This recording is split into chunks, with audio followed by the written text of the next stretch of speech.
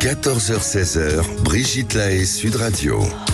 Bonjour à tous, nous sommes ensemble durant ces 2 heures sur Sud Radio. Les conflits, les conflits, c'est inévitable dans un couple, mais c'est inévitable dans la vie, c'est inévitable en amitié, dans les relations familiales, sans doute aussi dans le milieu du travail. Et d'ailleurs, le conflit, c'est inhérent à la nature humaine et c'est tant mieux parce que je crois qu'il n'y a rien de pire que les non-dits qui s'accumulent et qui finissent en rancœur et par empoisonner la relation.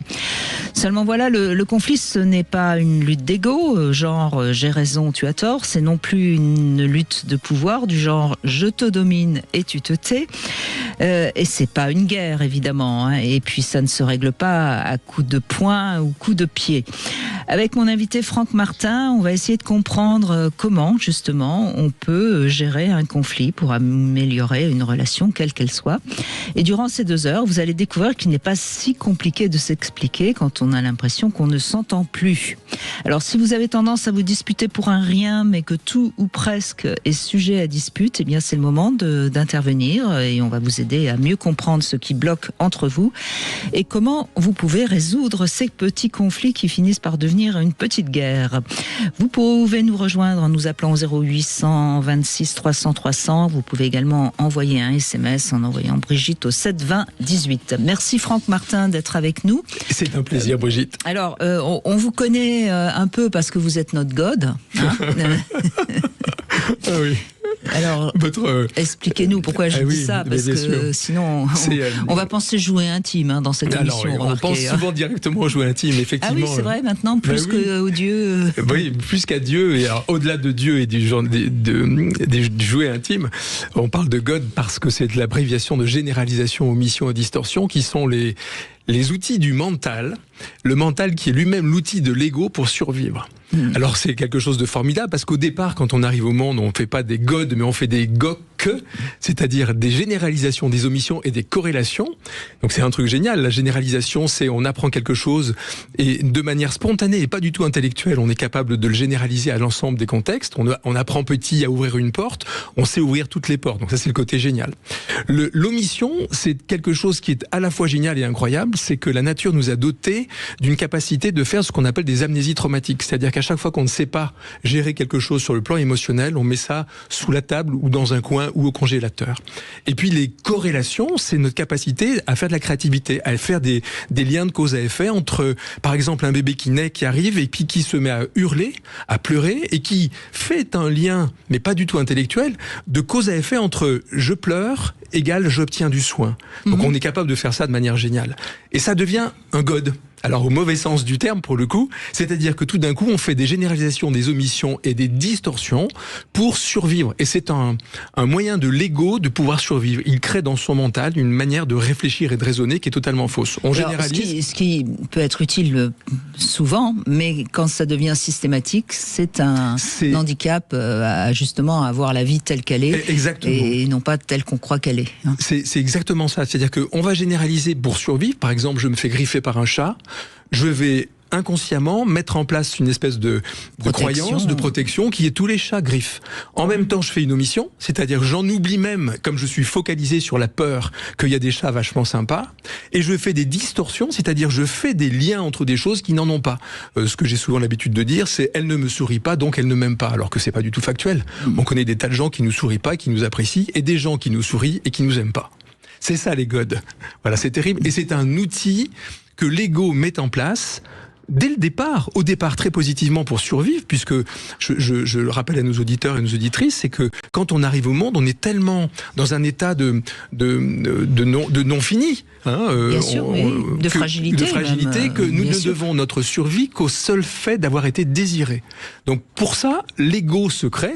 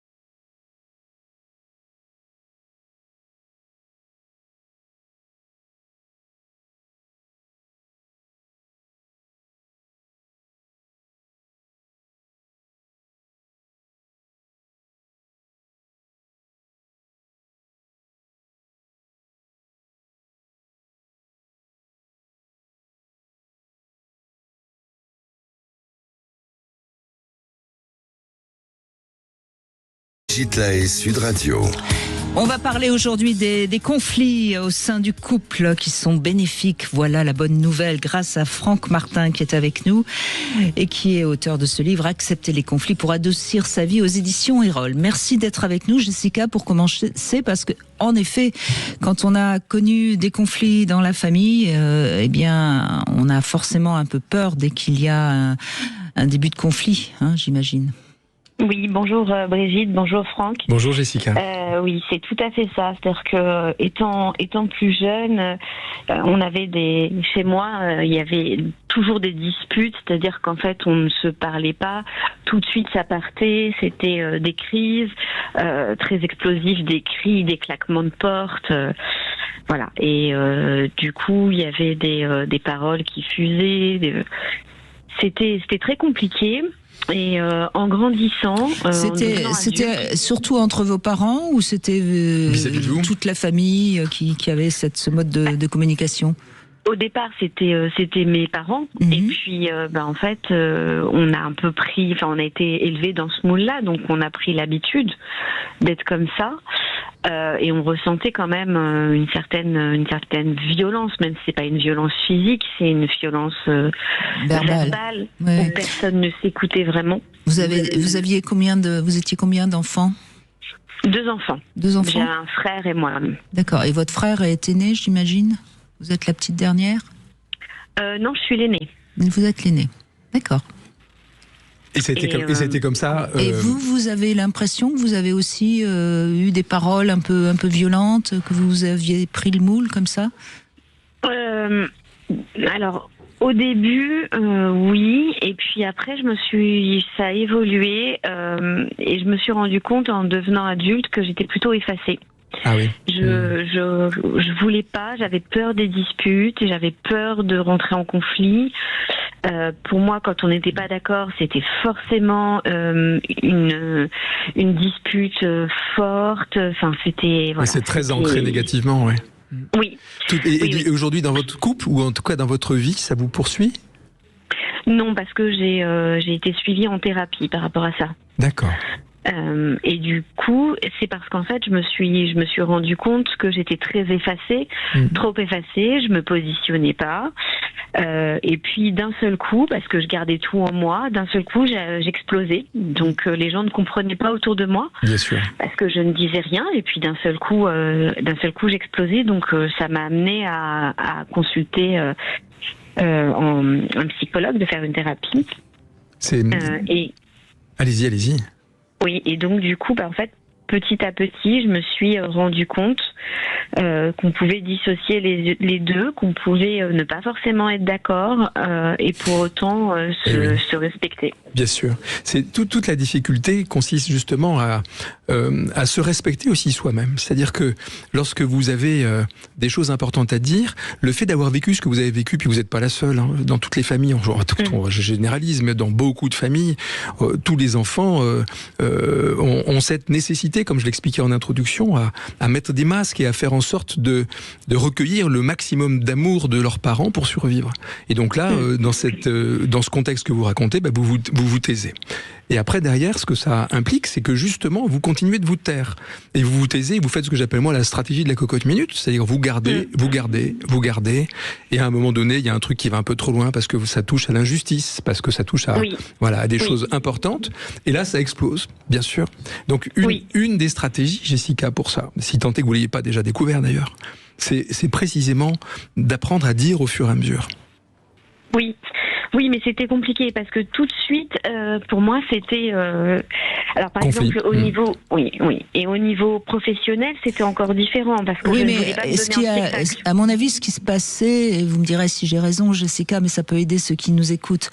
À mon avis, ce qui se passait quand vous arriviez quand même à exprimer votre désaccord ou le fait que vous aviez besoin de donner votre avis, comme il y avait la peur que ça provoque un conflit, forcément c'était dit d'une manière un tout petit peu agressive, parce qu'on sait que quand on a peur, on est toujours un peu agressif. On attaque en retour pour se défendre. C'est ça.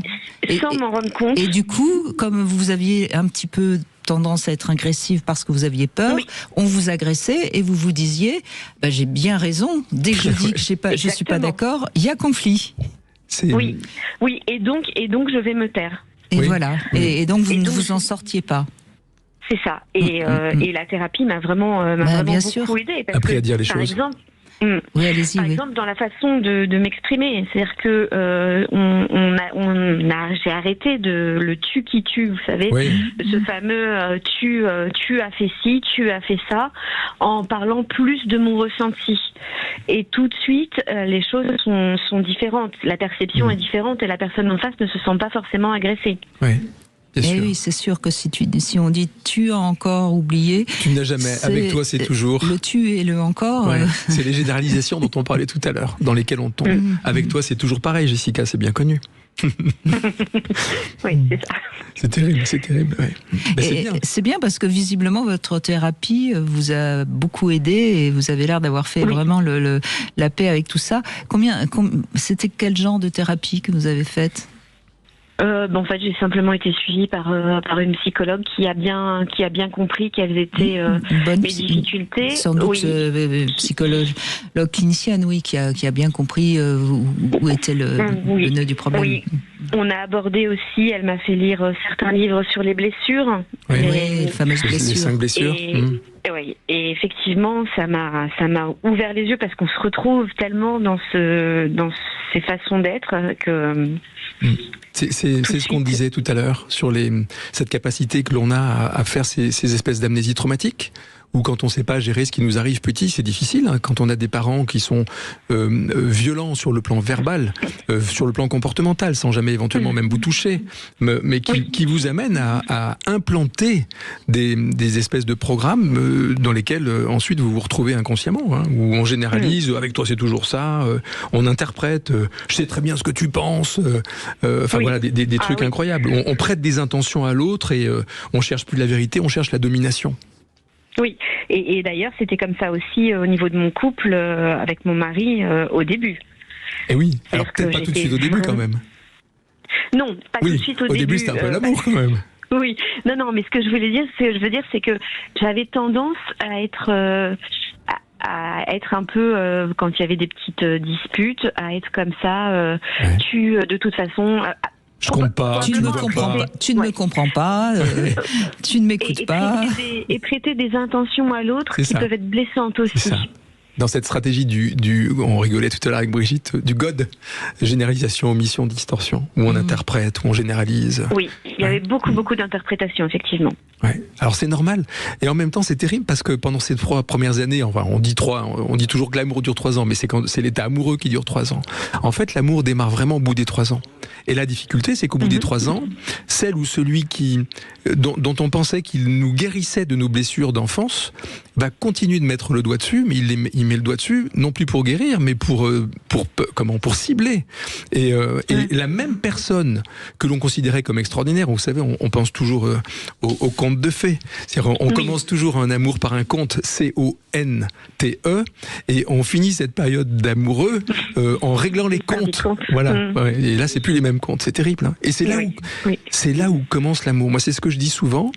Le conflit, c'est une rencontre qui commence à mal tourner, et c'est précisément le moment où il va falloir commencer à rentrer en relation. C'est le début de la déception, parce qu'on enlève les lunettes roses et du coup, on voit tout ce qu'on ne voulait pas voir parce qu'on était dans l'état amoureux. Et il va falloir. Mais Jessica, qu'est-ce qui a déclenché votre envie justement d'aller voir cette psychologue? C'était invivable parce que dans je votre suis couple, arrivée c'était invivable dans ma vie, votre vie. Oui, dans ma vie, que ce soit professionnelle ou personnelle, ça se représentait pas de la même façon. Disons qu'au niveau professionnel, j'avais plutôt tendance à m'effacer, et dans la vie de couple, j'avais plutôt tendance à être dans le reproche. Donc c'était vraiment complètement différent, mais dans les 2 cas, mes relations en ont beaucoup souffert. Oui. Et vous êtes toujours avec votre mari? Oui. Super. Bravo. Donc ça prouve bien qu'on peut changer et qu'on peut enfin être en paix avec soi-même et donc avec l'autre.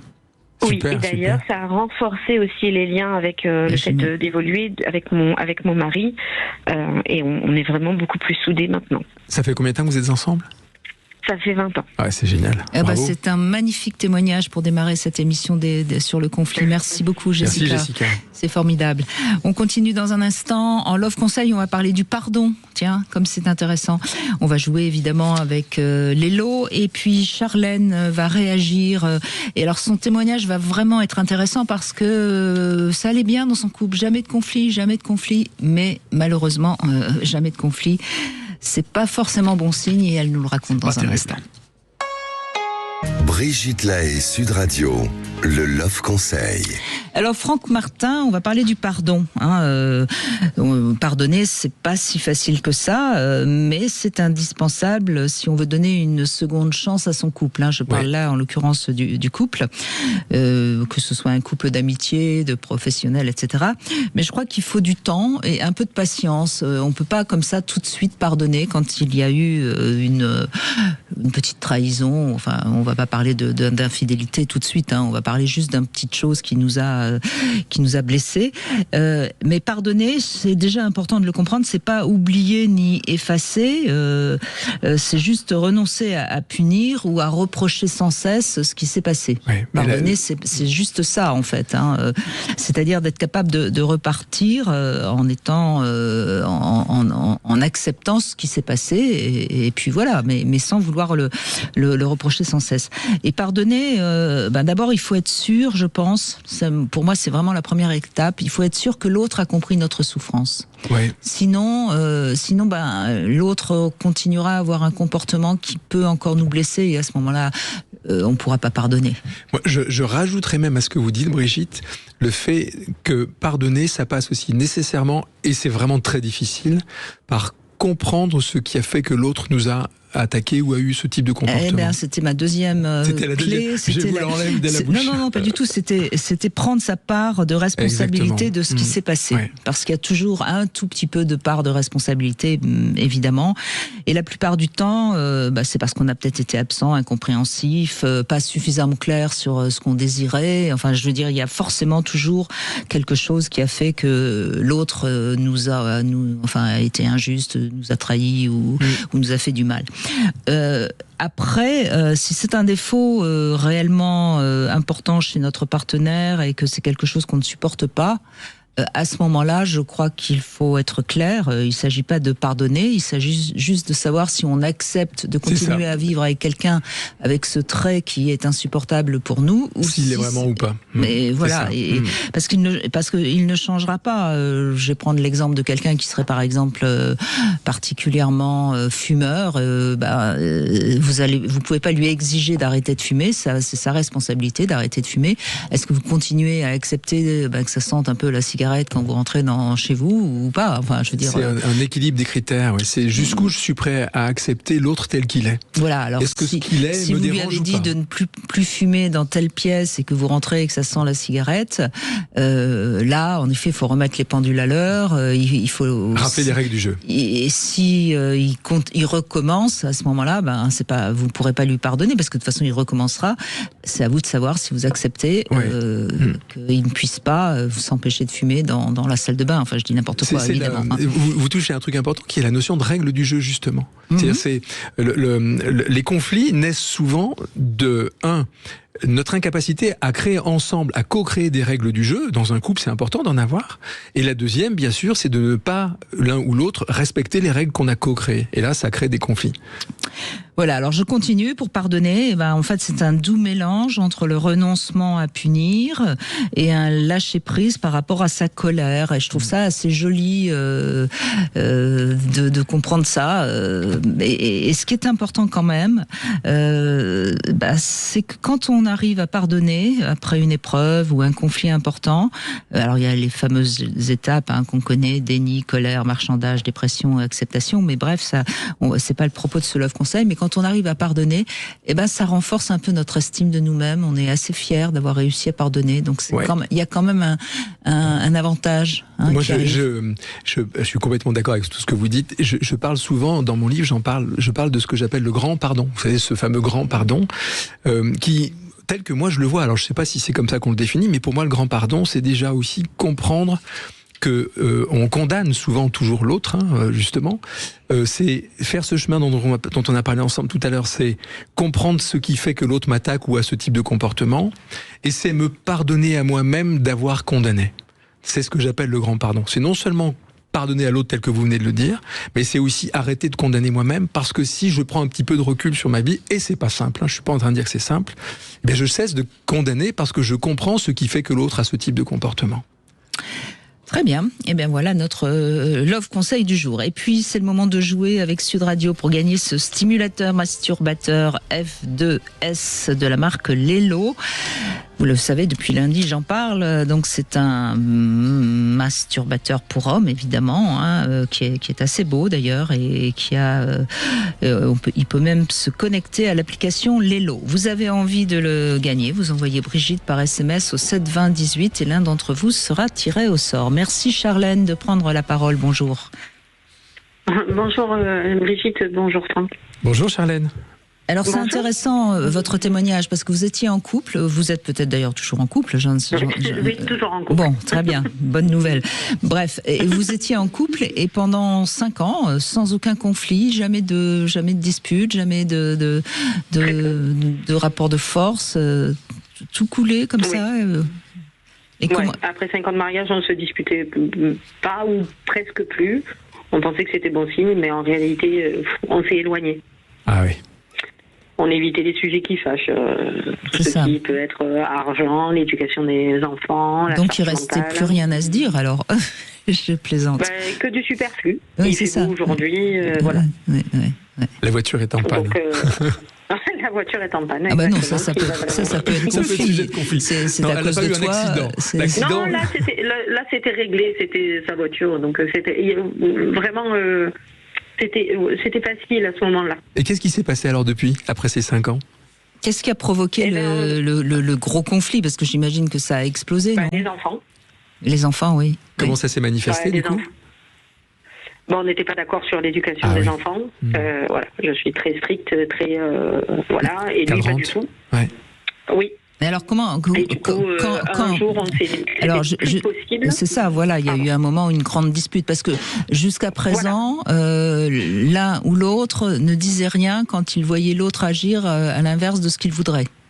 C'est ça ? Exactement. On est bien d'accord. Pour vous. Sauf qu'à un moment donné, ça a pas tenu. C'est ça, et là, forcément. on s'est rendu compte que c'était pas pas gérable, possible, bien sûr. mais ça a été libérateur, en fait. Donc cette une grande. Là, on a compris que le conflit, ça pouvait être constructif, mais à condition qu'il y ait un objectif. C'était de comprendre et pas de gagner. Il n'y avait pas de gagnant dans le. Voilà, c'était de comprendre l'autre. C'est le plus important, c'est comprendre qu'effectivement, quand on est en conflit, il n'y a pas de gagnant. Il y a soit 2 perdants, soit 2 gagnants. Exactement. Ah oui. Donc là, nous, on a pris la solution de se mettre 2 gagnants. Génial. Alors, il me semble quand même dans votre témoignage, Charlène, ce qui est intéressant, c'est qu'à mon avis, vous êtes tous les deux plutôt un peu contre la dispute. Vous êtes plutôt deux personnes assez cool, en tout cas, j'ai presque envie de dire diplomates. Donc, ça a collé pendant un certain temps. Sauf qu'à un moment donné, évidemment, comme vous étiez vraiment avec 2 avis très différents sur l'éducation des enfants, ça, à un moment donné, ça pouvait plus coller. Exactement. C'est ça. Exactement. Et donc, comme vous êtes quand même... Oui, allez-y, je vous en prie. On se tenait à l'écart des disputes. Ça nous allait bien, en fait. On coulait, on se disait, on courbe le dos, allez, c'est pas grave, ça va passer. Voilà. Oui. Mais... Que ce soit lui ou moi, ça dépendait, il n'y avait pas de... Non, mais j'entends bien. Moi, c'était pas toujours lui. C'est bien ce que j'entends. Et quand ça a explosé, comme vous êtes quand même 2 personnes assez diplomates, ça a pu quand même se régler de manière intelligente. C'est-à-dire que là, vous avez pu vous exprimer, il me semble. Tout à fait, exactement, c'est exactement ça. C'est la communication qui nous a sauvés. C'est ça, c'est comprendre vraiment le point de vue de l'autre et comment il en arrive à avoir ses comportements, ou en tout cas ses avis et ses opinions. S'il y a plutôt de chercher à prouver, à avoir raison, à convaincre, à vouloir gagner, en réalité la seule chose qu'on cherche c'est à être reconnu et entendu, c'est effectivement passer à cette vraiment notion d'empathie. Alors, le mot empathie on l'utilise dans tous les sens, c'est un peu galvaudé, mais dans la réalité c'est de l'amour, l'empathie. C'est ok, alors toi comment tu fais pour comment tu as fait ou comment tu fais pour en être arrivé à penser ce que tu penses, Et là, quand on commence à s'écouter, c'est là où les choses se mettent en place. Et c'est là où le conflit est juste génial. C'est vraiment la rencontre de l'autre.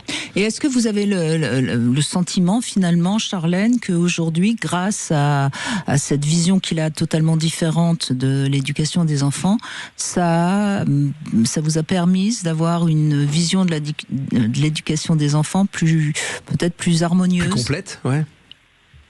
Oui, on se complète. C'est ça, hein, parce que finalement, vous avez su ne pas être totalement dans l'excès d'une éducation peut-être trop stricte, et lui a su ne pas être dans l'excès d'une éducation trop laxiste. Finalement, ça a été plus. Il n'y a plus papa cool et mère tape dure. C'est ça. Et c'est fini. Donc du coup, c'est ça. Ouais. Et les enfants, j'imagine, sont vachement mieux. C'est important ce que je relève de votre témoignage, Charlène, parce que ça veut dire qu'on a parfois tout à gagner d'écouter quelqu'un qui n'est pas du tout d'accord avec nous. Parce que ça va nuancer. Oui. Souvent, quand on se dispute sur un sujet parce que l'autre est pas du tout d'accord avec nous, c'est parce que souvent on est un peu extrémiste de toute façon. On a du mal à avoir de recul. Mais il faut avoir l'intelligence, en fait. Je suis mariée à quelqu'un de très intelligent. Moi, j'espère que lui aussi. Il me semble. Oui, il est très intelligent. C'est ça, mais se mettre à la place de l'autre. C'est une intelligence du cœur et de l'esprit. Exactement. C'est les trois quarts du temps, les conflits viennent toujours. Un, du fait qu'on pense connaître l'autre et on ne le connaît pas vraiment, y compris quand c'est son homme ou sa femme depuis longtemps. C'est-à-dire qu'il y a des tas de choses qu'on n'a pas explorées. Ça, c'est le premier cas de figure. Le deuxième cas de figure, c'est très souvent aussi qu'on pense que l'autre est comme nous, ou on aimerait que l'autre soit comme nous. Le troisième cas de figure, il y en a 4. Le troisième cas de figure, c'est on pense que le monde est comme nous.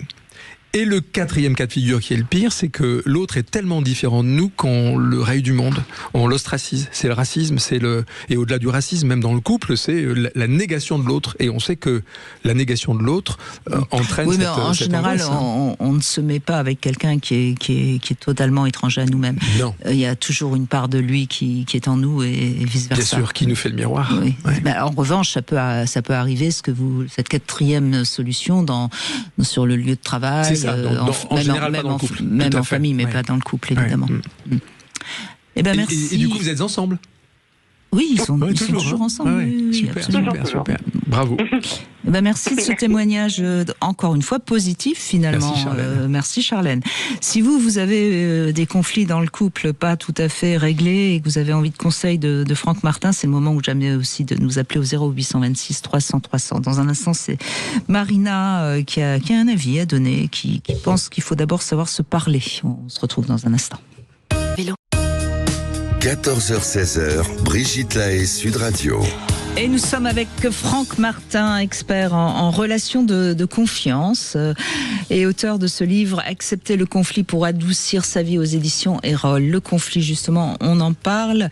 Et c'est Marina, maintenant, qui prend la parole. Bonjour Marina. Bonjour Brigitte, bonjour Franck. Bonjour Marina. Alors, comment commencer, si ce n'est que pour moi, le conflit n'a d'intérêt que si l'on arrive à pouvoir comprendre l'autre et se comprendre pour aller vers une situation convergente où tout le monde est gagnant. Ouais. Alors, j'explique un petit peu ma démarche. Je ne dis pas que j'y arrive toujours, mais je trouve que c'est intéressant. Vous imaginez que, par exemple, je sais pas, il y en a un qui est très structuré, très rangé, très ordonné. Tout doit être hyper carré, et puis l'autre est beaucoup plus auréolé, spontané, et, voire même excessif dans ses démarches. Et on pourrait, dans un premier temps, se dire lui, il est rigide, elle est cette personne, elle est bordélique ou complètement tête en l'air, etc. Et quand on est là-dedans, le conflit, pour moi, n'amène rien, si ce n'est que se pointer du doigt et se dire qu'est-ce qu'on n'est pas, alors qu'il peut être intéressant et d'avoir une divergence pour comprendre qu'est-ce qu'on a besoin dans l'ordre et qu'est-ce que ça nous procure, entre guillemets, dans le désordre, et puis d'essayer de voir les avantages et les inconvénients, par exemple, de quelqu'un qui en met partout. Il peut mettre 3 heures à trouver ses affaires et ses problématiques, et l'apport de l'autre va pouvoir lui dire sans reproche. Je sais déjà de quel côté vous êtes, Marina, j'ai déjà deviné. Non mais, voyez, c'est pas ça le conflit, me semble-t-il. Là, vous êtes en train d'expliquer de manière un peu rationnelle quelque chose. Le conflit dans un couple, si on a une personne qui est très obsessionnelle et l'autre très bordélique, eh bien, c'est que ça va forcément provoquer des conflits à des moments ou d'autres, soit parce que la personne bordélique aura déplacé les objets de la personne obsessionnelle et elle va pas trouver tout de suite ce qui est forcément à tel endroit précis. Et elle va dire où est-ce que tu as encore mis mon téléphone? Et là le conflit commence, voyez. Mais ce sera pas en discutant des avantages de l'un et des avantages de l'autre qu'on réglera le conflit. Enfin, me semble-t-il. Non ? Bien sûr, on n'est pas du tout là-dedans. Mais en revanche, ce qui est intéressant dans ce que vous racontez, c'est, on en parlait tout à l'heure, c'est les différences d'éducation et tout ce qui a touché à ce que vous avez construit pour être ce que vous êtes devenu, si vous voyez ce que je veux dire. Exactement là où je voulais en venir. C'est-à-dire qu'en fait, au-delà du conflit, c'est que du coup, on raconte une histoire avec nos blessures et nos pourquoi. Et l'exemple, c'était pas pour dire, voilà, on va trouver une solution d'entente, mais quand on essaye de voir, par exemple, si on reprend l'exemple de la personne angoissée, eh bien, elle a une raison qui fait que c'est angoissant. Et quand on commence à dire, bah oui, mais, parce que ça nous arrive à tous, mais t'as encore mis ta carotte à cet endroit-là, ou t'es encore arrivé en retard, on est dans le reproche qui, pour moi, ne me paraît pas constructif. Sauf si on y revient après en disant, mais pourquoi je me suis emportée, déjà, en s'interrogeant sur ce qui nous dérange. Et après, en allant à la rencontre de l'autre, ça permet aussi, en comprenant le cheminement en fait d'une personne, on pourrait dire bon bah voilà, elle est étiquetée, elle est anxieuse, elle est angoissée, elle est comme ça et puis c'est pas autrement et elle nous casse les pieds. Alors qu'en fait, si on comprend les raisons qui ont amené à la construction de ce mécanisme, ça permet de s'apaiser et puis deux peut-être d'aller justement dans cette rencontre. Oui, mais c'est à la personne qui est angoissée d'expliquer à l'autre. Ce qu'elle a ressenti et insister si elle n'est pas entendue jusqu'à ce que l'autre l'entende. C'est comme ça qu'on va régler le conflit. Vous êtes d'accord, bien sûr. Et la difficulté, c'est de vouloir justement de s'autoriser à dire, parce que souvent quand on dit, on a peur de perdre l'autre et la reconnaissance et le regard de l'autre. C'est ça qui est terrible. Donc c'est expliquer, c'est pas facile. Expliquer, c'est pas facile parce qu'on a cette crainte de perdre. Toujours pareil. Et je pense franchement, Marina, que lorsqu'il y a des conflits à répétition, et j'aimerais bien que quelqu'un qui est dans ce cas-là nous appelle, parce que c'est là où on va pouvoir aider. Quand il y a des conflits à répétition, c'est parce que les deux ont des blessures qu'ils n'ont pas vues et qu'ils ne pourront pas voir grâce à l'autre tellement elles sont en déni et en ricochet l'une sur l'autre. C'est ça, en miroir. Et c'est là où il y a nécessité d'un thérapeute ou en tout cas d'une vision extérieure pour permettre que chacun trouve sa place par rapport à l'autre. C'est ça, prennent conscience et parfois même redisent même ce que l'autre nous dit mais que l'on n'entend pas parce que ça nous blesse. J'ai le cas d'un exemple qui m'a été rapporté il n'y a pas longtemps d'un couple qui était en conflit permanent. Donc, voilà, avec quelqu'un qui est très cool et puis l'autre très angoissé. Et en fait, quand on écoute les deux, finalement, on s'aperçoit que en fait ils peuvent passer des heures à communiquer, mais ils ne s'entendent pas. C'est-à-dire, du coup, il y a une situation où, comme vous dites, il y a besoin d'une médiation ou d'un regard extérieur pour essayer d'écrypter les rencontres, pour que, en fait, si une personne arrive à être cool, la personne qui est cool, elle va pas comprendre la personne angoissée, et la personne angoissée va pas comprendre comment on peut prendre les choses à la légère quand tout prend. Et c'est là où il y a une naissance d'un conflit, mais qui peut être intéressant. Et ce qui est intéressant dans l'exemple que vous donnez, Marina, c'est qu'il y a de fortes chances qu'ils se soient mis ensemble, parce que comme l'autre est le soleil ou l'ombre de lui-même, eh bien, c'est une manière justement de pouvoir se guérir. Sauf qu'il faut accepter sa part d'ombre et profiter de la part de lumière de l'autre. Mais c'est souvent ça, les conflits répétitifs dans les couples, c'est souvent des blessures qui sont complémentaires ou qui se télescopent. Pour en prendre conscience, il faut malheureusement souvent qu'il y en ait au moins un des deux qui soit apte à le voir et à l'entendre. Il y a une chose dont vous avez parlé, Marina, aussi, pardon, je vous coupe, où vous avez parlé d'écoute. Ceux qui créent ce type de conflit-là, qui est répétitif, c'est l'incapacité d'écoute. Il y a le nombre de fois où autour de moi, dans les couples, chez les amis, au travail, vous avez des gens qui sont capables de vous dire « Ah non, alors là, je ne peux pas te laisser dire ça » ou « Je peux pas entendre ça ». C'est précisément là où il faudrait prendre le temps d'écouter et réellement de comprendre que ce que l'autre a à dire, c'est entendable. On ne peut pas ne pas entendre. C'est juste pas possible. Alors on est capable, mais bien sûr. Mais quand une personne dit je peux pas entendre, elle le dit bien. C'est je ne veux pas entendre ça. C'est hors de question pour moi. Moi, je me souviens d'une amie qui avait divorcé, elle avait une vie difficile et il est hors de question que je pardonne à mon mari. Et en fait, il dit qui avait fait des choses effectivement répréhensibles, mais il dit mais d'accord, et donc tu vas vivre longtemps en colère et en guerre avec ce conflit intérieur, parce qu'avant, quand on pardonne, on peut dire pardonner à l'autre, mais au final, on n'est jamais en paix avec soi-même si on ne fait pas un pas vers l'autre pour comprendre le cheminement. Pour moi, quand on disait que c'était pas dans le sujet, je l'entends. Simplement, par expérience, quand on rencontre des personnes, ou même il peut y avoir des rencontres où il y a eu des périodes très conflictuelles, si quelque part il y a un temps de volonté, de convergence qui amène à une écoute ou à une compréhension, ça amène, pour moi, alors ça n'est que mon avis, vers une situation de convergence gagnant-gagnant. C'est-à-dire que si par exemple vous avez été pendant 10 ans en colère face à quelqu'un et dire bon bah voilà, ok, j'entends ta colère, mais on passe à quoi maintenant? Et quand on arrive à comprendre ce qui s'est passé chez l'autre et à se comprendre, alors pour moi il y a un passage vers ce conflit qui devient constructif. Qui devient, bien sûr, de l'amour. Oui, mais il faut toujours, Marina, faire attention, parce que comprendre ce qui s'est passé chez l'autre, ça ne peut passer que par un dialogue avec l'autre. Sinon, on a de fortes chances d'interpréter ce qui s'est passé chez l'autre. Avec ce qu'on disait tout à l'heure en début d'émission, justement, sur les erreurs d'interprétation. Moi, je me méfie toujours je suis entièrement d'accord. Et moi, je suis sans cesse en train d'entendre une personne, et je n'entends toujours qu'une seule personne, puisque il y a une personne qui m'appelle.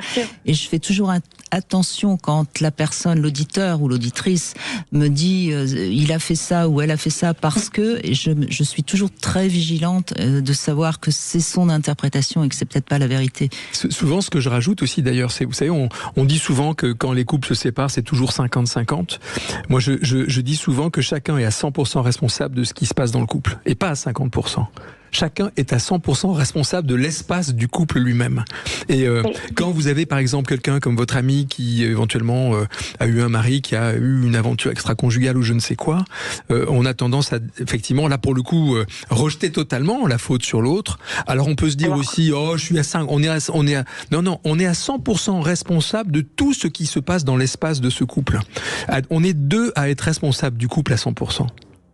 Et effectivement, ce qui est intéressant, c'est qu'en fait, le couple, il y a deux entités, il y a une relation. Après, elle dure ou elle change, elle se modifie ou elle s'arrête parce que les deux ne veulent pas transformer la relation.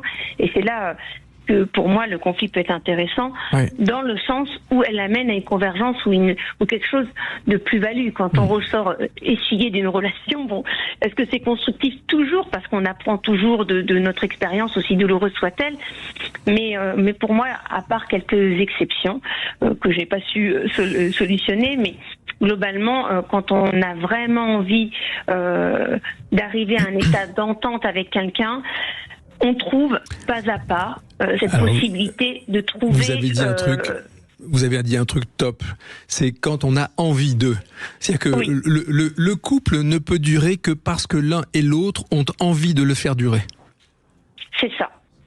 Et de faire l'effort. Et là, c'est un pacte. C'est un vrai pacte. C'est là où on fait équipe. C'est là où ça devient génial. C'est là où le couple est génial parce que il est l'endroit où on se rencontre soi-même par l'intermédiaire de l'autre et parce que ensemble, on a fait le pacte et on s'est tapé dans la main et dans le cœur de rester ensemble parce qu'on a vraiment envie de le faire.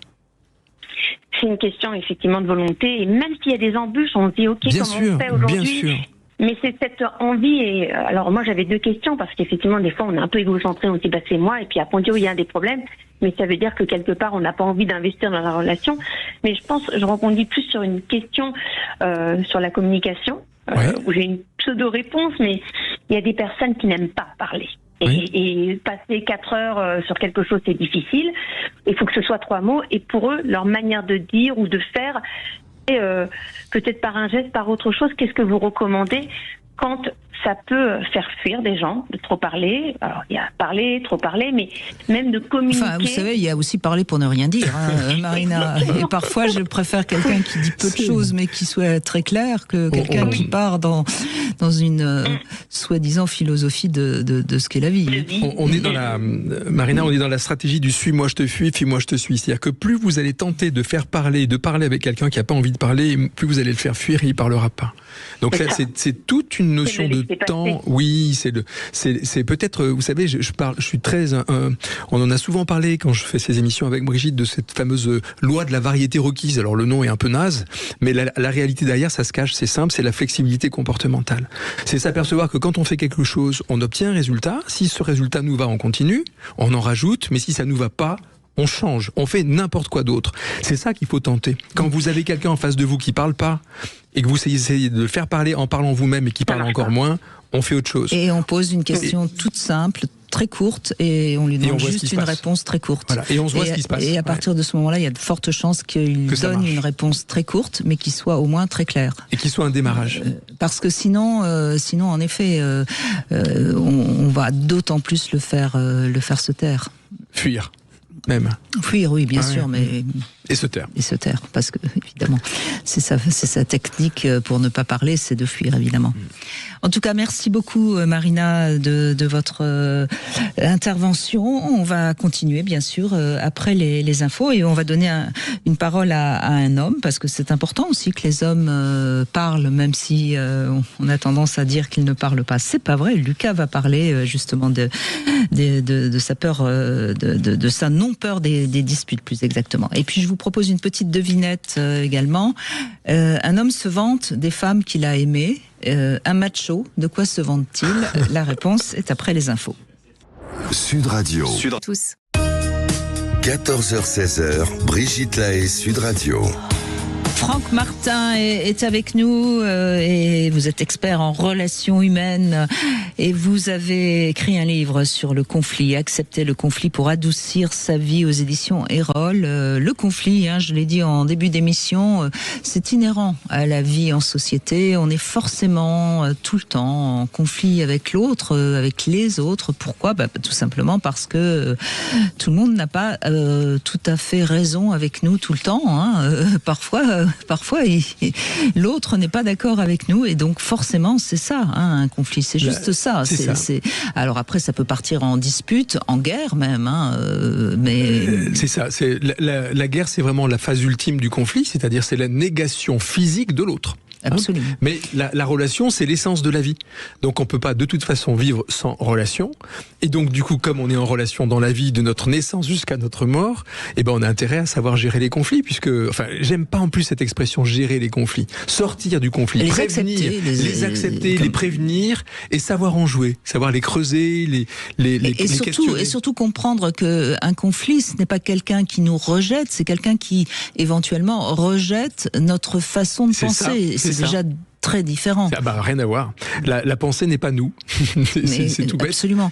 Et donc c'est vraiment ce qui est important à comprendre et c'est ce qu'on essaye de vous faire comprendre aujourd'hui, grâce à vous qui pouvez nous appeler au 0826 300 300. Mais d'abord, je voudrais la réponse à ma devinette.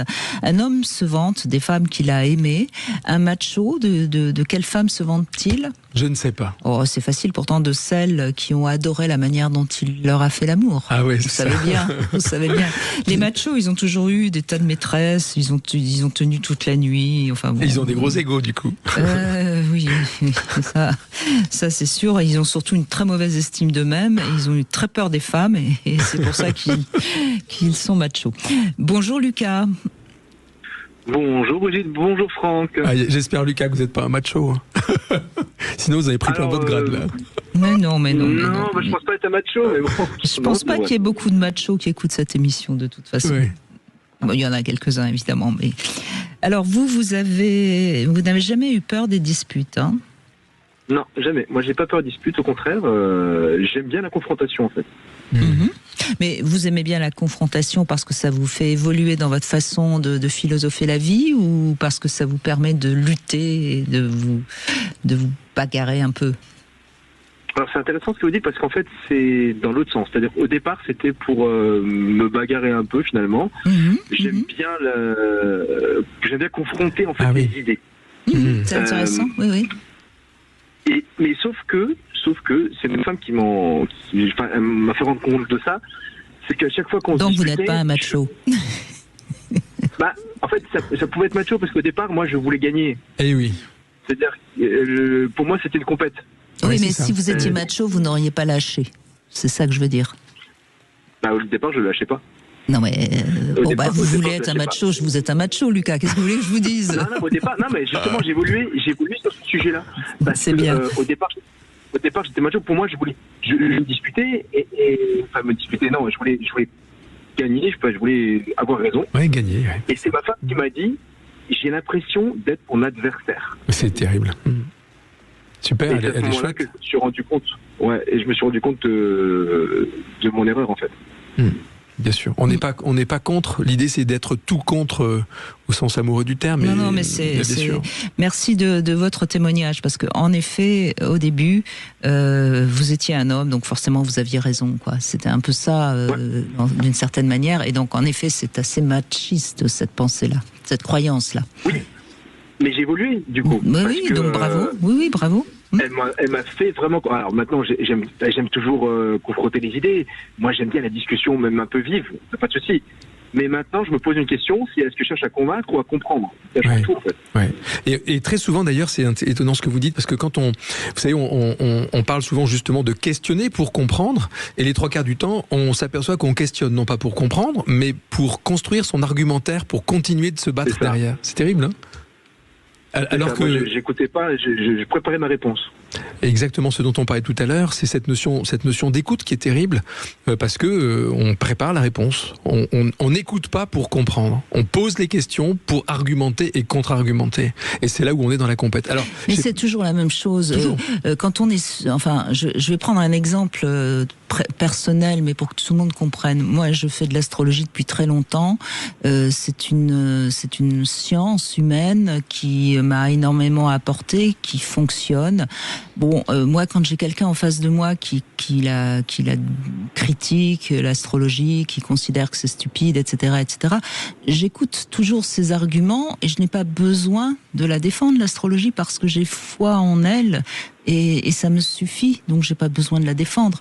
Et je crois que c'est toute la différence. Si on a besoin de défendre même une croyance, parce qu'après tout on a le droit de croire en Dieu, on a le droit de croire en je ne sais quoi, c'est que quelque part on n'est pas suffisamment dans sa foi. Donc je crois que c'est ça qu'il faut vraiment comprendre. Si on a besoin de couper la parole à l'autre, d'argumenter, en lui coupant la parole, c'est que quelque part on n'est pas sûr de ce qu'on a en soi. Non, vous croyez pas, Lucas? Moi, j'ai envie de convaincre. Oui, mais convaincre, c'est pas couper la parole à l'autre pour c'est juste l'aider dans ce que vous croyez qui est bon pour lui. Je suppose. Comme quoi je suis pas encore guéri parce que j'avais envie de vous couper la parole. Allez-y, oui. En disant que non, justement, moi je suis pas d'accord, parce que dans mon idée, c'est que j'ai des arguments à faire valoir, et peut-être que la personne qui est en face de moi n'a pas ces arguments-là, donc j'essaie de et il n'a pas envie de les entendre.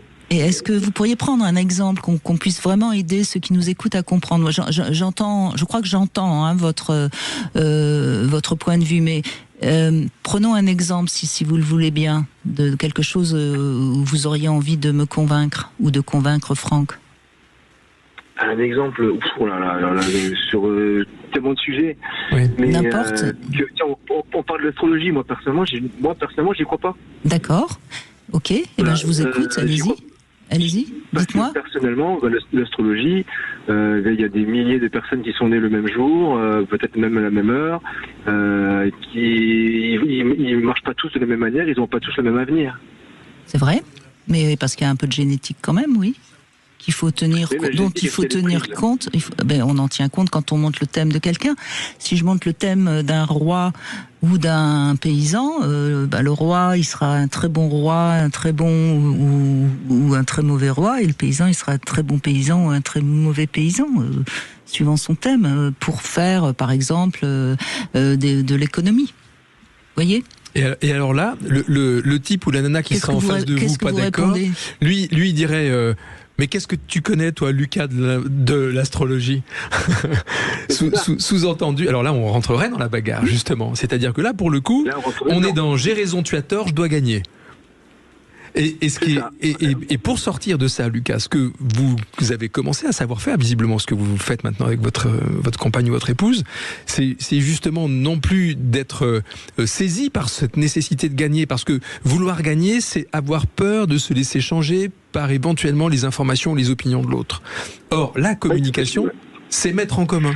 C'est justement, dans ce cas-là, c'est poser la question à Brigitte. Tiens, Brigitte, tu dis que l'astrologie, tu y crois, etc. Mais qu'est-ce qui t'a amené, toi, à y croire, et par quoi tu es passé qui fait qu'aujourd'hui, tu as ce type d'opinion? Et toi, Lucas, c'est quoi qui fait que tu n'y crois pas? Vous voyez, et on va rentrer dans le détail des expériences. Et tant qu'on en reste à la superficialité et surtout à l'interprétation de ce que l'on croit que l'autre a vécu et d'éventuellement de croire qu'il croit, on est foutu, on se fout sur la gueule. C'est ça qui est terrible. Donc on en revient à ce qu'on disait tout à l'heure, et que visiblement vous savez déjà bien faire, c'est la notion d'écoute. Alors vous êtes toujours un peu titillé par la compète, vous avez des frangins, non, ou pas? Oui, j'ai des frères. Voilà, il me semblait. 3 frères, ouais. Alors là, on est dans la compète. Oh, si j'avais monté votre thème, j'aurais vu qu'il y avait des frangins. Non, mais encore une fois, l'astrologie, ce n'est pas des mathématiques. C'est un symbolisme qui permet de voir quels sont nos potentiels. C'est tout. Ça ne prétend pas prévoir l'avenir. Ça ne prétend pas prévoir. Vous voyez, je crois que vous avez une compréhension de l'astrologie qui est un peu l'astrologie qu'on a dans le journal, ou etc., etc. C'est juste une lecture de notre inconscient, de nos potentialités, etc. Mais après tout, il y a plein de gens qui n'y croient pas et ils ont le droit de ne pas y croire. C'est dommage pour eux, c'est tout. C'est dommage pour vous, Lucas. Et après, on en revient à ce qu'on disait tout à l'heure, vous savez, sur généralisation, omission, distorsion. Je ne sais pas si vous avez suivi le début de l'émission, où j'expliquais que le mental a des modes de raisonnement qui formulent de la généralisation, de l'omission, de la distorsion. Et là, pour le coup, ce qui est intéressant, c'est de voir que souvent, il nous manque, omission, un certain nombre d'expériences sur les choses. Quand par exemple on parle d'astrologie, on généralise. L'astrologie, on sait très bien qu'il y a plein d'astrologies. Il y a l'astrologie karmique et humaniste, il y a l'astrologie d'évolution, et en fait, on ne sait pas du tout ce qu'il y a derrière. Et très souvent, ce dont je me rends compte, c'est que les conflits démarrent d'abord parce qu'il nous manque de l'information, et qu'ensuite, on n'est pas capable de reconnaître qu'il nous manque de l'information, et notre ego, là, il n'a pas envie de se faire descendre. Vous voyez ce que je veux dire ? Ouais, ça mais là, parce qu'il manquait très clairement des informations. Oui, mais bien sûr, c'est pour ça que j'en parle. Mais... Évidemment. Ouais. Mais après, mais en plus, on a tout à fait le droit de ne pas croire à l'astrologie. Mais bien sûr, bien sûr. Comme on a le droit de ne pas croire en Dieu, tout ça, ce sont quand même des choses qui sont plus de l'ordre de la foi et de la croyance que scientifiques. Donc, à partir du moment où il n'y a pas des preuves scientifiques réelles, au sens donc vraiment scientifique, on a tout à fait le droit de ne pas y croire. Et du coup, en couple, ça se passe mieux? Oui, Lucas, allez-y. Ça se passe mieux. Oui, ça se passe mieux parce que je suis moins dans la bagarre, avec ma femme en tout cas. Mais c'est vrai que là, il y a des discussions, on va pas en parler maintenant, mais il y a des discussions animées, par exemple, sur pro-vaccin ou pas pro-vaccin. Contre-vaccin. Ça, et là, moi, je suis pro-vaccin parce que moi, je suis ça, c'était sûr. Ça, c'était sûr. et là, j'ai les arguments, je les ai. Mais le problème, c'est que les anti-vaccins, ils ont aussi leurs arguments. Et ça, moi, je les laisse pas passer. Et du coup, c'est des grosses discussions.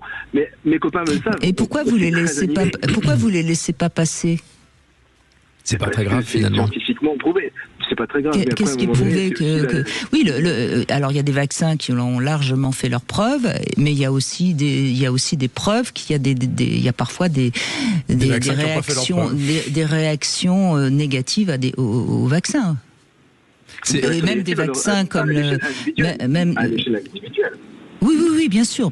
Sur la population, en effet, il y a plus de, enfin sur les vrais vaccins qui existent depuis suffisamment longtemps. Hein, et vous voyez, c'est génial, parce que sur ces sujets-là, que ce soit le vaccin, que ce soit les croyances, que ce soit l'astrologie, on part dans cette espèce d'incapacité à comprendre réellement. Vous savez, je dis souvent que les mots sont réducteurs. C'est une des vraies causes des conflits. C'est-à-dire, on parle avec des mots que l'on comprend, puisqu'on parle la même langue. On l'a appris en général quand on parle une langue maternelle de la même manière globalement tous, et on croit qu'on se comprend parce qu'on parle la même langue. On sait très bien que c'est pas du tout vrai. C'est-à-dire, quand on parle, par exemple, moi, ce thème qui pour moi est important, de la gentillesse et de la bienveillance, on peut tous comprendre ce que c'est que la bienveillance et la gentillesse, mais on n'a pas du tout la même expérience. Donc du coup, c'est vachement limitant avec des mots limitants, de parler d'expériences que l'on a vécues dans le passé et qui sont très difficiles à partager. Et donc là, on touche encore une autre problématique du conflit. C'est terrible, hein ? Lucas, est-ce que je peux juste, mais vraiment personnellement, connaître votre date de naissance ? Enfin, j'ai pas besoin de l'année, juste le jour et le mois ? Ça vous ennuie de me le donner ? Oui, bien sûr. Non, bien sûr, je suis né le 16 juin. Eh oui. Aïe. Non, mais pour moi, c'est passionnant parce que je me doutais qu'il était Capricorne. C'est juste ce que je voulais savoir. Juin.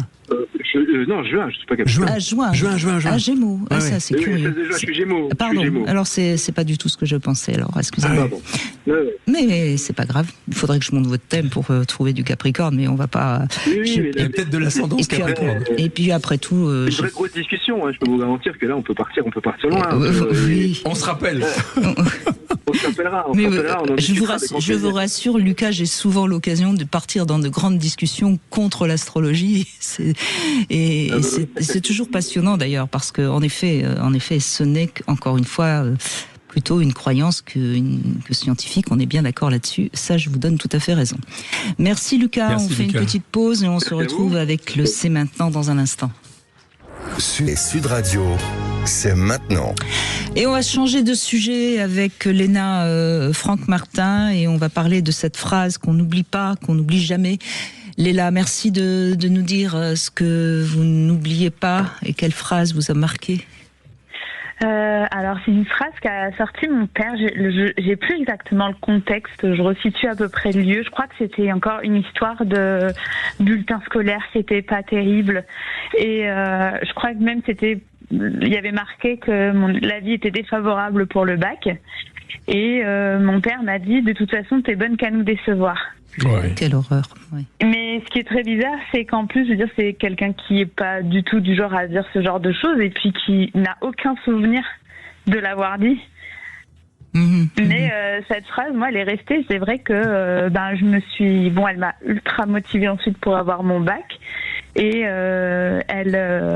comment dire. Mais par contre, je vis avec la peur constante de décevoir pour de vrai mes parents. Alors, il y a quand même quelque chose d'intéressant dans cette phrase que je vais relever, Léna, et qui va peut-être vous aider. De toute façon, tu n'es bonne qu'à nous décevoir. Il y a une négation dans tu n'es bonne. Oui. Et si on parle un peu de l'inconscient, quand il y a une négation, il faut parfois pas le prendre comme une négation. Non, je veux dire, tu n'es bonne qu'à nous décevoir, ça veut pas dire t'es bonne à toujours à nous décevoir, voyez. Ouais. Vous voyez, il y a une négation, donc ça atténue, si je puis dire, la sentence. D'accord. C'est ça que je veux dire. Oui. Mais ceci dit, ce qui est très bizarre, c'est que j'en avais reparlé une fois avec lui. Il a aucun souvenir de cette phrase et au contraire, il a toujours après ensuite dit qu'il était très fier de ce que j'avais pu faire, de mon parcours et tout ça. Mais c'est vrai que moi, ça veut dire qu'au moment où il vous dit ça, c'est qu'il est désespéré à l'idée que vous n'allez peut-être pas avoir votre bac. Et c'est sa propre peur et sa propre tristesse qu'il vous envoie. Encore une fois, je suis pas en train de le défendre, parce que c'était pas très malin de vous dire ça, mais c'est pas de toute façon, je sais bien que j'ai qu'une fille nulle et que de toute façon, vous voyez, ça parle plus de lui que de vous. C'est ça que je veux dire, et c'est pour ça que j'ai insisté sur cette négation de tu n'es bonne. Vous comprenez ? Oui, bien sûr. Mais en attendant, vous l'avez entendu de cette manière-là. Et quand une fille entend son père qui lui dit tu n'es pas, enfin tu es rien, quoi. Tu nous déçois. Tu es rien, c'est terrible. Oui. Mais en même temps, ce que je trouve intéressant, c'est que ça vous a motivé à avoir votre bac. Ah oui, bah c'est sûr que. Donc vous voyez que ça a eu finalement un effet positif. Vous voyez comme quoi on peut parfois voir de quelque chose qui nous semble négatif un effet positif. On peut même aller plus loin. Et là, c'est que nous sommes la somme, ce que je disais tout à l'heure, de ce que nous avons retenu du monde adulte autour de nous, y compris, enfin souvent jusqu'à l'adolescence. Hein. Après, on essaye de se séparer un petit peu de tout ça, mais on devient la gentille petite fille ou le gentil petit garçon qu'on nous a demandé d'être. Et mine de rien, même si c'est difficile et que c'est quelque chose qui doit être dur, quand vous y repensez à l'instant où c'est arrivé, c'est aussi le truc positif, quelque chose qui vous a permis d'être que vous êtes aujourd'hui et de faire ce que vous faites. Et c'est incroyable de voir d'ailleurs les métiers que l'on fait qui sont très souvent rattachés à ce que nous avons vécu auparavant. Ce qu'on a pensé, oui. Ce que l'on a pensé, ce que l'on a masqué, ce que l'on a démasqué. Je parlais tout à l'heure, je sais plus avec quelle auditrice de ces fameux masques. C'est Louise Bourbeau, je crois de mémoire, hein, les 5 blessures. Les 5 blessures, voilà. oui, Et de ces masques que l'on met sur notre visage. On passe notre jeunesse à ça, avec des parents qui font du mieux qu'ils peuvent pour nous éduquer du mieux qu'ils peuvent, qu'ils pensent, et en ayant un papa qui était sans doute mais super aimant et qui dit à sa fille t'es bonne qu'à nous décevoir. Et il a certainement pas dit pour être méchant. Il a certainement dit, comme dit Brigitte, très justement, parce que ça le touchait sans doute lui, dans son histoire. Mais c'est bien que vous ayez pu lui en parler, parce que ça montre quand même que vous avez une relation assez bonne avec votre père. Sinon, vous n'auriez jamais eu envie de lui en parler. Oui, tout à fait. Mais c'est vrai que, même encore aujourd'hui, même si je sais que qu'en effet, il ne le pensait pas, puisqu'il s'en souvient même pas. J'ai toujours peur quand je vais faire quelque chose. Ah non, ça se trouve, je vais vraiment les décevoir. Oui. Vraiment. Du coup, ça a forgé votre caractère. Ça a forgé qui vous êtes aujourd'hui. C'est ça le côté positif. Oui. Ouais. Oui, mais il va falloir que vous preniez un petit peu plus. Alors, confiance en vous, visiblement, vous l'avez quand même, sinon vous ne réussiriez pas. Mais il va falloir que vous preniez quand même votre vie pour vous d'abord. Il ne faut pas vouloir faire les choses pour ne pas décevoir les autres. Vous voyez ce que je veux dire ? Ouais, alors ça, c'est un vrai problème. Oui, mais c'est ça le problème, justement. Accepter de décevoir, c'est super dur. C'est super dur. Parce qu'on fait il faut d'abord faire les choses pour soi et pas pour ne pas décevoir les autres. Vous voyez, c'est ça votre travail là maintenant. C'est tellement difficile d'accepter de décevoir l'autre par peur de perdre sa reconnaissance et son regard. Je vous pose la question essentielle, Léna.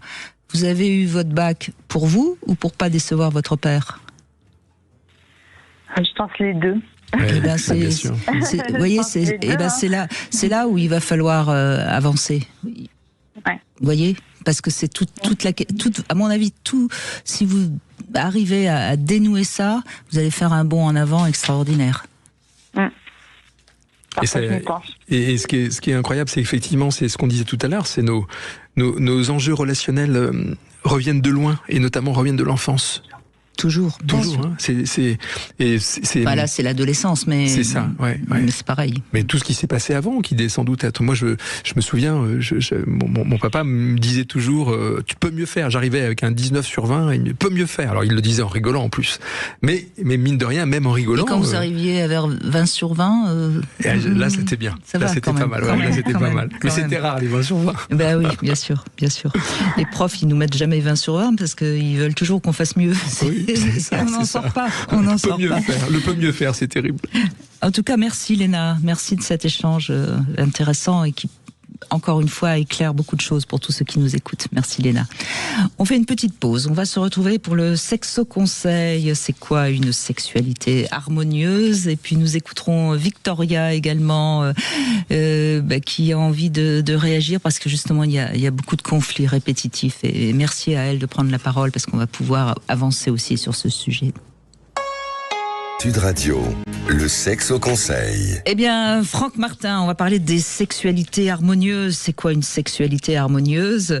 Alors, il faut que les deux partenaires se désirent, déjà, sans pour autant être systématiquement obligé de passer à l'acte. Hein. On peut se désirer sans forcément être tout de suite à se jeter dessus.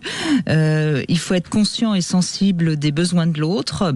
Il faut sentir sans forcément avoir besoin de parler de ce que l'autre a envie. Si l'un des partenaires a envie, pas l'autre, ça ne dérange personne.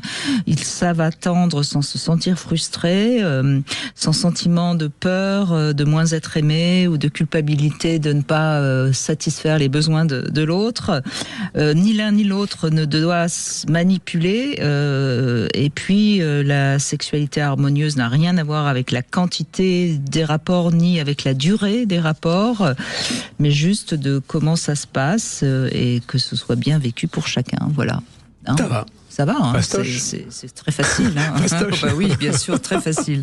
Très très facile. Hein. Je crois que j'ai pas fini de parler de sexualité, moi. Bonjour Victoria. Oui, bonjour Brigitte. Bonjour Franck Martin. Bonjour merci, Victoria. Merci de réagir avec nous. J'ai juste oublié, excusez-moi une seconde Victoria, de signaler qu'il est encore temps d'envoyer par SMS Brigitte au 7 20 18 pour gagner ce masturbateur F2S de la marque Lelo, mais plus beaucoup de temps, hein, donc voilà. Excusez-moi. Donc vous êtes depuis 2 ans avec votre compagnon et depuis 1 an vous vivez ensemble, c'est bien ça ? C'est ça, voilà. Et il y a beaucoup de conflits répétitifs. Hein. Oui, très souvent. Et surtout depuis quelques mois, c'est plus des grosses disputes à répétitif et on parle souvent de rupture à la fin des disputes. Et très souvent, c'est moi qui allume la mèche et je lance des pics, et évidemment, ça part en conflit. Hein. D'accord, vous lancez des pics, c'est-à-dire des critiques ? Vous donnez-nous un exemple, si vous voulez, de la dernière dispute, par exemple. On va comprendre. Enfin, je pense qu'on va comprendre. Ouais, la grosse dispute. Ou même une petite dispute, hein, qu'importe. Juste que... Qu'on comprenne le fonctionnement, ouais. C'est souvent quand... Je suis un peu maniaque et du coup des fois quand je vais à la maison je vois qu'il y a des trucs qui traînent et je suis toujours là en train de dire mais pourquoi t'as fait ça, je suis très rentre dedans et très vulgaire aussi et je suis assez excessive aussi dans mes paroles, dans mes mots et du coup lui ça le marque, ça le touche. Et qu'est-ce qu'il et à ce moment-là, il vous agresse, il vous dit je suis aussi chez moi. Qu'est-ce qu'il vous répond ? Oui, il y a ça aussi, mais au début il est calme. Il encaisse. Et après, comme je lance la mèche, et après je pars. Vous voyez ? D'accord. Je lance la bombe et après du coup je m'en vais Et lui ne rentre pas dans la discussion ? Si, au contraire, il vient me chercher, il m'a dit non, tu reviens ici, on va discuter tous les deux. Et c'est vous qui partez ? C'est moi qui pars, oui. Bon. Alors, on va commencer d'abord à comprendre. Qu'est-ce que ça évoque pour vous, le fait qu'il laisse traîner ses affaires ? Qu'est-ce que ça vous fait ? Et ça vous renvoie à quoi ? Est-ce que ça vous renvoie à quelque chose de votre propre enfance ? Est-ce que qu'on comprenne déjà qu'est-ce qui fait que vous réagissez comme ça aussi violemment, hein ? Alors, bonne question. Bah oui, mais qu'est-ce que ça touche, ouais. C'est le début de la compréhension du conflit. Vous savez pas ? Pas du tout, non. Vous savez pas. Je sais que j'ai beaucoup. Est-ce que vous avez le sentiment de ne pas être respecté ? Est-ce que vous avez le sentiment qu'il a envahi votre territoire ? Qu'est-ce que vous diriez ? Ou est-ce que le fait qu'il soit... C'est certainement ça, oui. Que moi, je passe beaucoup de temps à nettoyer. Des fois, dès qu'il y a le moindre petit truc qui traîne, je suis là. Et effectivement, je pense qu'il y a une part peut-être de respect. Alors, je sais qu'il me respecte beaucoup. Je sais que c'est. Oui, mais c'est pas grave. C'est ce que vous ressentez qui compte. Oui. C'est vraiment ce que vous ressentez qui compte. Vous vous sentez pas respecté dans tout le travail que vous avez fait pour que ce soit... D'accord. Ou peut-être ça touche aussi à l'image que vous pouvez avoir de vous, d'être avec un homme bordélique ? Mais il n'est pas bordélique. En plus, il ne l'est pas. D'accord. Non. D'accord. D'accord. Donc ça veut dire que vous avez certainement un besoin d'essayer d'être parfaite. Oui, je pense. Ah oui. Ça c'est. Oui, Hein, ça me parle. on est C'est d'accord. vrai. Et C'est vrai. donc, il met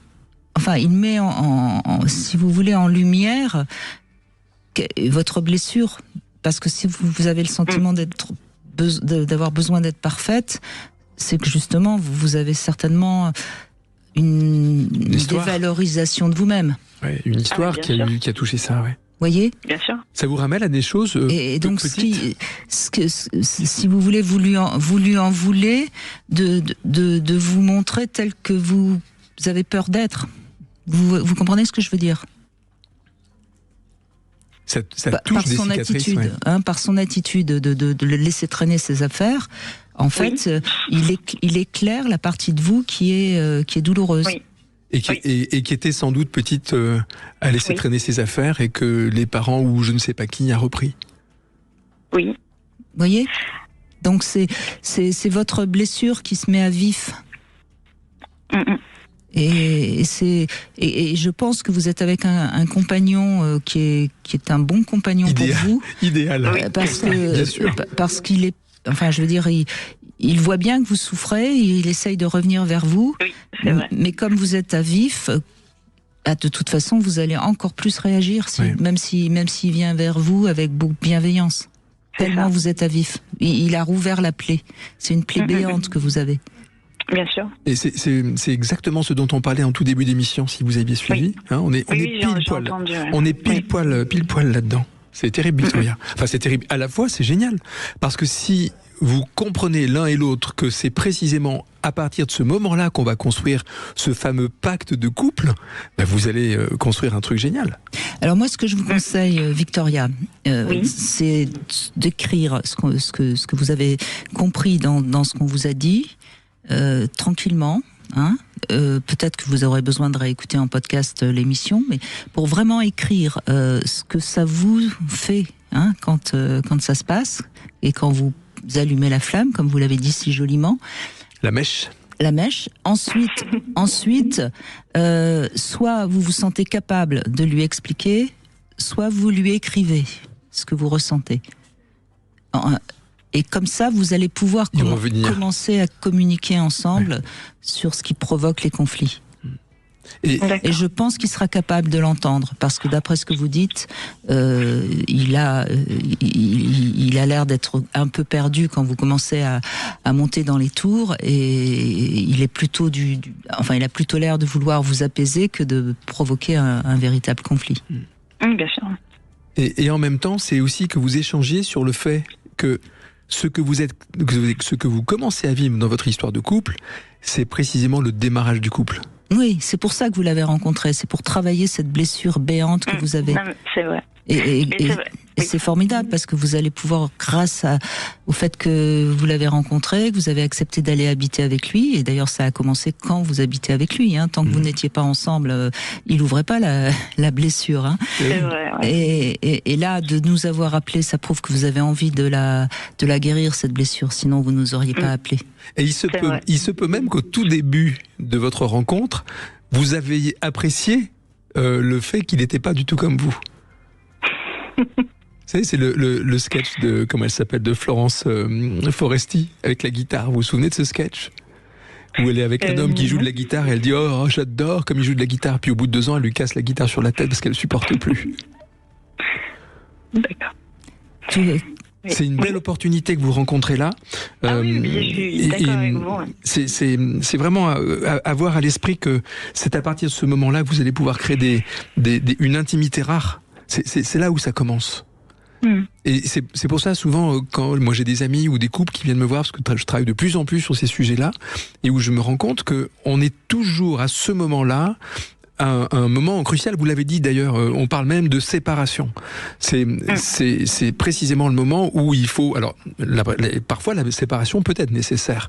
Quand on a quelqu'un qui n'est pas respectueux de plein de manières, sur le plan physique, enfin je ne sais pas, tout ce qu'il peut y avoir qui est vraiment impossible pour vous à gérer dans le cadre de vos critères et valeurs importantes.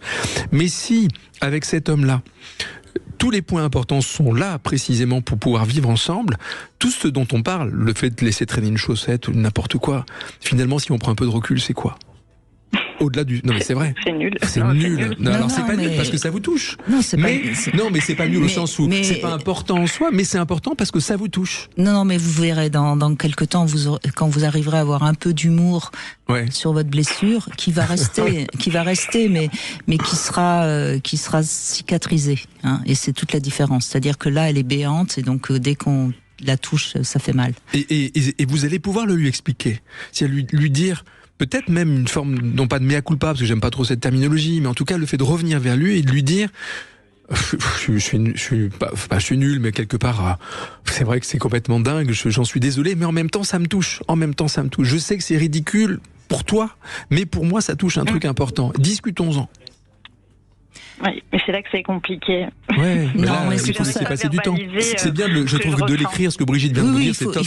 il faut d'abord que vous soyez très clair avec vous-même. Ouais, c'est super. Parce que c'est d'abord ça l'essentiel.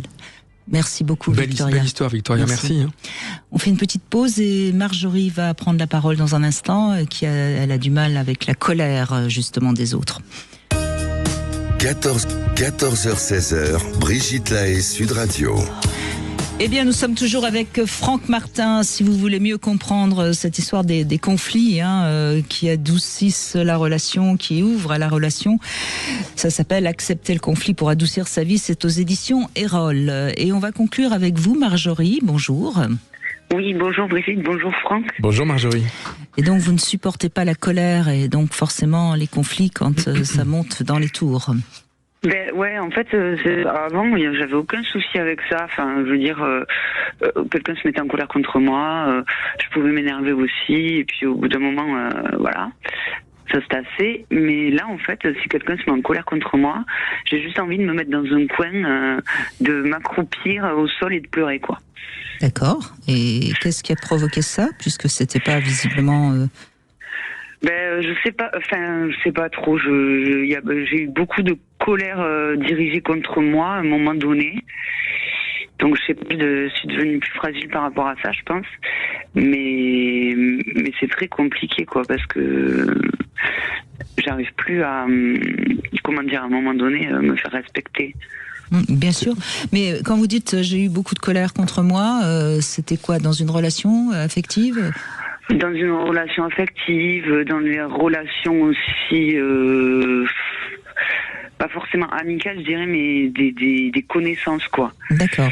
En fait, j'ai eu une relation à un moment donné qui a été une relation un peu compliquée, où la personne était avec quelqu'un, ils se sont séparés, nous on s'est mis ensemble et elle avait énormément de colère contre moi. Mm-hmm. Et ça a été très violent, et voilà, et à partir de ce moment-là, ça a été très dur, quoi. Et comme lui... Et qu'est-ce qui a été très dur ? Ben, cette violence... Contre vous ? Ouais. Ouais.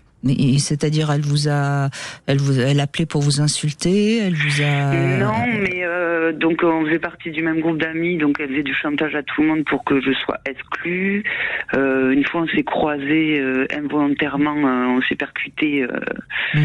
Les épaules. Et non, enfin, j'ai eu un verre de vin, j'ai renversé un verre de vin dessus. Mais c'était involontaire, vraiment. Et en fait, elle s'est mise à hurler dans la rue. Enfin, c'était horrible, quoi. Et puis après, elle a aussi dit que j'avais frappé son fils. Enfin, bref, plein de choses comme ça. D'accord. Et vous êtes toujours avec son... Non, c'est ça. Ça a fini par couper la relation, cet homme. Ah oui, aussi. Et parce que lui aussi, justement, il supportait pas le conflit. Donc il se positionnait jamais, en fait. Oui, c'est ce que j'allais poser comme question. Visiblement, il vous a pas défendu. Non, non, parce qu'il supportait pas le conflit, donc voilà. Ouais, pas simple pour vous du coup. Hein. Dans une situation de culpabilité qui fait que vous vous mettez dans un coin. Alors évidemment, ça fait tout de suite penser à votre mère. Ouais. Non, ma mère, elle est pas du tout. Elle se met jamais en colère. Oui. Donc vous mettez. Jamais. Et du coup, vous permettiez, vous, de petite ou plus jeune, de vous mettre en colère ? Moi, j'ai été très en colère à partir de l'adolescence parce que mon père a été assez horrible avec moi. Ouais. Donc, je me suis mis beaucoup en colère. Beaucoup en colère. Donc, vous voyez, Oui. on a tout là. On a Peur de se remettre en colère. on a un père qui se met en colère, une maman qui n'ose pas se mettre en colère.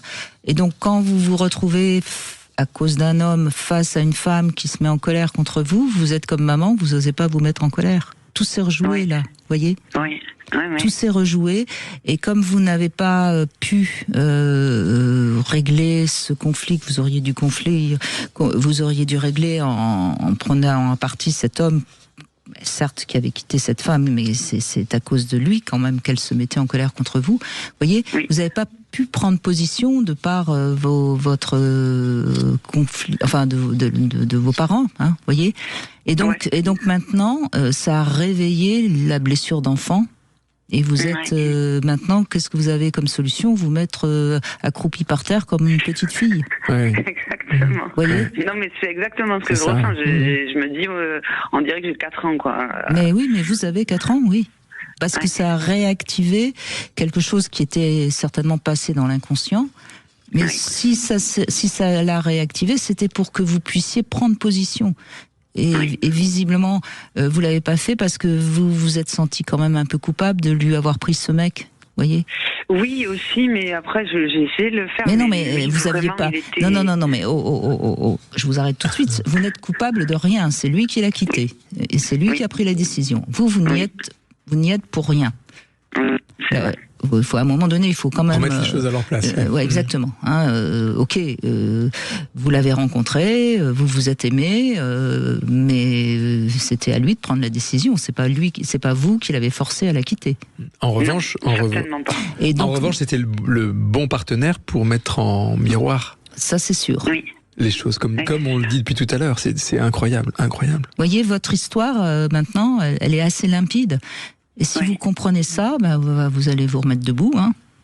Et puis vous allez apprendre à vous mettre en colère, peut-être en allant prendre des cours de comédie amateur ou en apprenant à taper dans la nature, à crier dans la nature. Vous voyez, il va falloir la ressortir cette colère d'enfant. Oui.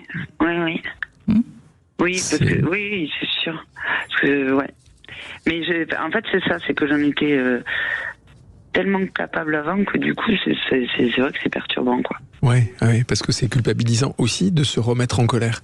Et ça peut être aussi éventuellement le fait d'avoir peur de laisser éclater sa colère. Oui. Mais la colère, elle est bénéfique. La colère, elle est toujours bénéfique. Mais c'est ce qu'on en fait qui est bénéfique ou pas. Vous voyez, on a le droit d'être... Enfin, de toute façon, on n'a pas le droit, on est en colère. Bon, donc ça parle de nous. Ça parle de. C'est légitime. Elle est toujours, par rapport à nous, elle est toujours légitime. Donc on a le droit d'être en colère. Maintenant, on n'a pas le droit de taper sur l'autre parce qu'on est en colère. Non, ça c'est sûr. Vous voyez, c'est cette nuance-là qu'il faut comprendre. Nos émotions, elles sont légitimes. Elles sont non seulement légitimes, en plus elles sont inconscientes au départ. C'est-à-dire que l'autre, comme on le disait tout à l'heure, met le doigt sur quelque chose qui va déclencher l'émotion chez vous, dont on rend l'autre responsable. Oui. Et le premier réflexe, c'est de supprimer ce qui fait mal. Donc comme c'est l'autre qui nous rend responsable, qu'on pense être responsable de nos émotions, on le supprime. Ou on a tellement peur de se mettre en colère qu'on se met dans un coin, qu'on se roule en boule et qu'on attend que ça passe. Mais c'est vrai que peut-être, oui, effectivement, je me suis sentie coupable et en même temps, je trouvais que cette colère était trop violente par rapport à ce qui s'était passé, quoi. Oui, enfin, ça c'est son histoire et on s'en fout.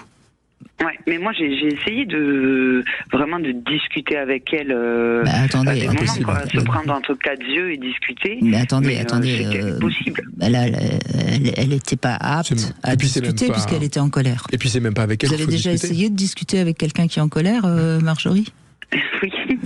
Et puis c'était même pas avec elle qu'il fallait discuter, c'était avec lui. C'était à lui qui se démerdait. Voilà, lui il était très fuyant, donc voilà. Mais c'était à ce moment-là qu'il fallait que vous puissiez comprendre, mais comme vous vous êtes senti coupable, dès qu'on se sent coupable, de toute façon, on se pose on perd pied. La culpabilité, c'est un véritable poison. C'est sûr. Et vous n'êtes pas coupable de grand-chose, vous êtes coupable de l'avoir aimé. Oui, c'est vrai. Ouais, et c'est pas une bonne enfin, faut pas être coupable de ça, c'est juste génial. Est-ce qu'on peut être coupable d'aimer quelqu'un, c'est pas possible, ça. Non, c'est vrai. Alors vous auriez pu, en effet, ne pas aller avec lui et l'empêcher de la quitter. Oui, vous auriez pu, mais vous seriez senti coupable de ne pas respecter votre amour. Donc de toute façon, vous étiez coincé. Oui, puis j'ai quand même, je veux dire, on s'est mis ensemble de suite. On a attendu plusieurs mois, histoire que ça se tasse un peu, quoi. Oui. Donc, Non, mais moi, je vous donne l'absolution, Marjorie. Qu'est-ce que vous voulez mais ce qui est important maintenant, c'est que vous puissiez faire un petit peu le chemin inverse pour bien comprendre ce qui s'est joué pour vous. Et que vous ne soyez plus cette petite fille de 4 ans qui ne supporte plus d'entendre quelqu'un en colère. Et ce qui est intéressant aussi dans votre expérience là, dans cette histoire, c'est de comprendre qu'on peut aussi être en colère et ne pas exprimer la colère de manière colérique. C'est-à-dire qu'on peut dire de manière légitime ce qu'on ressent. Voilà. C'est souvent moi ce que je rencontre en entreprise. Souvent, il y a des gens qui disent, on parle du recadrage, et on a toujours l'impression que recadrer quelqu'un, comme à la maison, hein, c'est quelque chose de violent, mais pas du tout, pas du tout. Exprimer sa colère, c'est vraiment important d'exprimer sa colère. Par contre, ce que disait Brigitte, c'est de l'exprimer sans pour autant être dans un comportemental de colère, colérique. Oui. C'est être capable de dire, écoute, le fait que tu ne t'occupes pas toi-même de ton ex-femme et que tu ne clarifies pas les choses, ça me met très en colère. Ça, c'est entendable. Oui, c'est sûr. Et ça exprime une forme de colère qui est très différente avec les insultes. T'es qu'un connard, pourquoi tu t'occupes pas de ta femme? Là, c'est plus entendable. Bon, moi, en général, je n'insulte personne. Oui, non, mais partant, vous avez des gens parfois qui peuvent le faire. Oui. C'est-à-dire que le fond est entendable et légitime et la forme casse tout. Oui, bien sûr. Et surtout, moi, je crois que ce qui va vous aider, c'est que comprendre que cette histoire, avec cet homme, etc., c'était et moi, j'adore donner du sens comme ça à ce qui nous arrive, et qu'on l'ait raté ou qu'on l'ait réussi. C'était un parcours de vie qui devait vous permettre de mieux comprendre ce que vous avez vécu enfant. Oui. Vous n'avez pas pu le comprendre parce que c'était un petit peu compliqué, mais maintenant, vous pouvez le comprendre. Oui. Et comme ça, vous allez pouvoir avancer sur vous-même. Oui, c'est sûr. Là, moi, c'est pour ça que j'adore la vie, parce qu'elle nous envoie sans arrêt des choses qui nous permettent de mieux nous comprendre. Et puis parfois, on reste bien aveugle. Bien sûr, et c'est pas grave. Et c'est pas grave. C'est pas grave. C'est pas le moment. Ça revient, et puis à un moment, on comprend. Et à ce moment-là, on grandit. Et du coup, vous êtes à nouveau en couple, Marjorie ? Oui. Ouais. J'ai rencontré quelqu'un il y a 3 mois et ça se passe très bien. Bon. Il n'y a aucun problème. Il communique beaucoup, donc c'est cool. Tombée amoureuse en une demi-seconde ? En fait, oui, mais pas souvent. Bon, c'est bien. Vous avez voilà. Et visiblement, celui-là, il était prendre libre. Le temps. Ouais. Oui, celui-là, il est libre du coup. Oui, ça, franchement, je pense pas qu'il y ait trop de problèmes. En tout cas, c'est beaucoup plus simple et beaucoup plus facile, et ça fait du bien. Profitez-en. Merci beaucoup, Marjorie. Merci, Marjorie. Merci à vous. Justement, Franck Martin, on a vu à quel point les 3/4 du temps, les conflits, ça provient d'incompréhension au fond. C'est tous ces points qui sont à la fois de l'incompréhension, un manque de savoir-faire, d'échange et de communication. Comme on le disait tout à l'heure, on n'apprend pas à être en relation. Or, la vie n'est que relation, c'est un truc de fou. Et puis après, effectivement, la compréhension et l'importance de prendre conscience que on est la somme de ces fameuses rencontres depuis qu'on est petit, avec toutes ces blessures que chaque partenaire ranime. Ranime d'abord en prenant soin. Et puis au bout de 2-3 ans, ranime en prenant pas soin et en le pointant, et ça fait mal. Et là, mais on les cherche, ces partenaires qui vont appuyer là où il faut qu'on éclaire. C'est le conflit est juste un moment génial d'amour. Oui, Ça, c'est facile à c'est ce dire, que vous pas dites facile quand à on entendre. a Ah ben beaucoup oui, travaillé. bien sûr. Mais en attendant, il y en a C'est beaucoup qui doivent encore bien Une autre travailler. manière de le voir. En tout cas, ce dernier livre, c'est Accepter le conflit pour adoucir sa vie aux éditions Erol, et l'optimisme Optimiste, oui. optimiste est sorti en poche. Merci beaucoup. Va sortir en poche. Merci beaucoup Franck Martin. Merci Brigitte. Notre gagnante qui va pouvoir offrir ce masturbateur Lélo, c'est Valérie qui habite dans les Landes. Tout de suite, vous retrouvez Alexandre Delevanne pour C'est votre avenir. Et demain, nous serons avec Catherine Emlé-Périssol, qui est médecin et qui va justement nous aider à reconnaître nos émotions, notre stress, notre culpabilité, justement, pour ne pas tomber malade. Parce que tout ça, évidemment, a beaucoup d'effets négatifs sur notre santé quand on ne le reconnaît pas. Sud Radio. Sud Radio. Parlons vrai. Parlons vrai. Sud Radio. Parlons vrai. Ça s'est passé dans les vraies voix Sud Radio. Farid Temsamani, l'IA fabrique des générations d'idiots. On va avoir